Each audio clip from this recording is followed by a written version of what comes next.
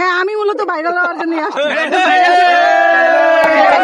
মানুষ আমাদের মিজান ভাই, তো ওনার ভিডিও দেখে আমি ফ্যান হয়ে তার কাছে আসছি ভিডিও করতে, মূলত ভাইরাল হতেই আসছি।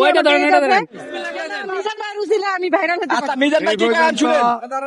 বহুত পাগল আইছে কয় আমার দিকে ক্যামেরা ধরেন না ভাইরাল শুনেন আমার কইতে পর্যন্ত শয়ে পাগল আইছে বাইরে যাবো না কয়ে ক্যামেরা ধরতো না। আমি একজনে হাইছি যে আমি বাইরে যেতে আইছি হাসা কথা। এটাই আমার ধন্যবাদ যে একজন হাইছি হাসা কথা কই না। আর যতজন আইয়ে নাটক টকশো করে জামা কাউলে আইয়ে বাইরে যেত আমার দেওয়া নেই।